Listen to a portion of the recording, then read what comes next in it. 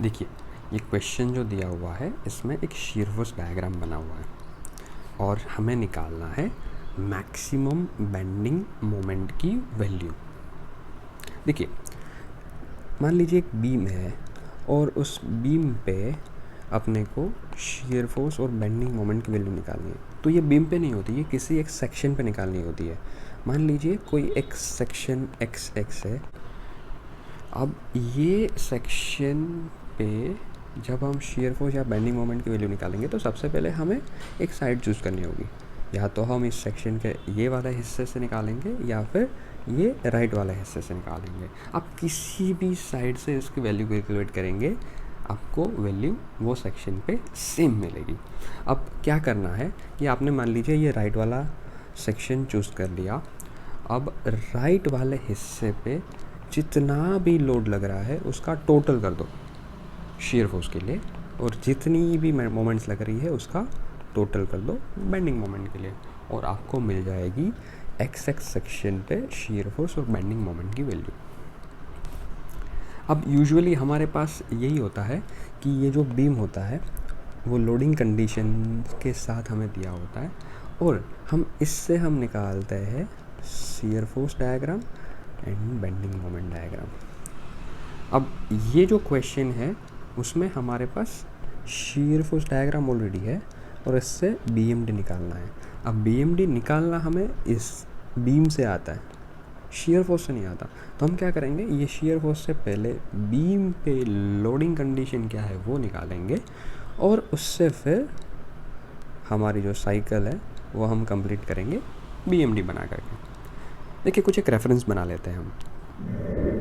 देखिए, ये कुछ रेफरेंस लाइन्स हमने बना ली ताकि हमें हेल्प करें। ये ब्लू वाला जो हिस्सा है ये हमारा बीम है जहाँ पे हम लोडिंग कंडीशन दिखाएंगे। अब ये बीम है तो यहाँ पे सपोर्ट भी दिखा देते हैं, ठीक है। अब देखो, शीयर फोर्स डायग्राम देखते हुए हमें ये पता चलता है कि ये -W कुछ शीयर फोर्स है, ये रेफरेंस पॉइंट्स है।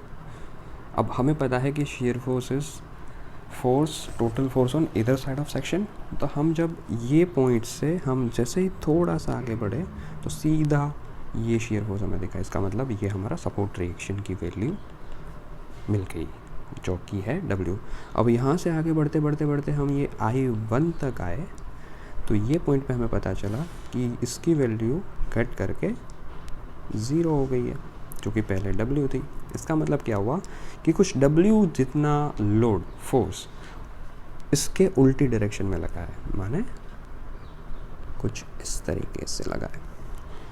और अब ये पॉइंट से ये पॉइंट तक इसकी वैल्यू 0 है, उसका मतलब कोई लोड नहीं है। लेकिन यहाँ से ये पॉइंट से फिर से ये W 0 था और इसकी वैल्यू पॉजिटिव W हो गई। इसका मतलब वही सेम डायरेक्शन में फिर से एक W जितना फोर्स हमें मिल गया है।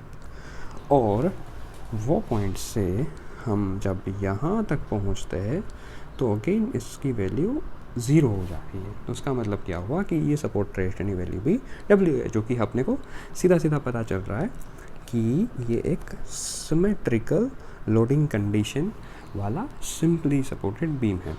अब इसका जब हम BMD बनाने बैठेंगे तो ये हमारे लिए बहुत ही आसान हो जाने वाला है। बताओ कैसे? क्योंकि देखो, ये पॉइंट पे कुछ भी मोमेंट की वैल्यू आएगी नहीं आएगी, क्योंकि सिंपली सपोर्टेड बीम है, रोटेशन अलाउ करता है, मोमेंट की वैल्यू 0।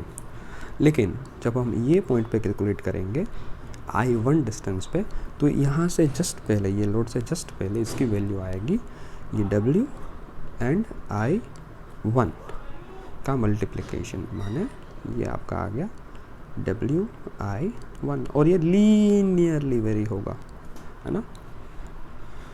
और अब ये पॉइंट पे देखते हैं। अब ये पॉइंट पे क्या करेंगे, हम इधर साइड से कैलकुलेट करेंगे। और जब इधर साइड से कैलकुलेट करेंगे तो देखो यहाँ पे W है, ये I1 है। लेकिन अगर आप कंडीशन नॉमेनक्लेचर के हिसाब से देखें तो अगर इसको हमने पॉजिटिव बोला है तो इसको नेगेटिव बोलना पड़ेगा, और इसको जब हम नेगेटिव बोलेंगे तो इसको हम कहीं यहाँ पे दिखाएंगे जिसकी वैल्यू होगी WI1।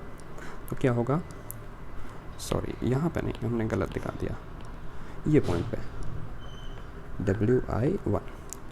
तो ये 0 से लीनियरली वेरी करता करता WI1 हो जाएगा।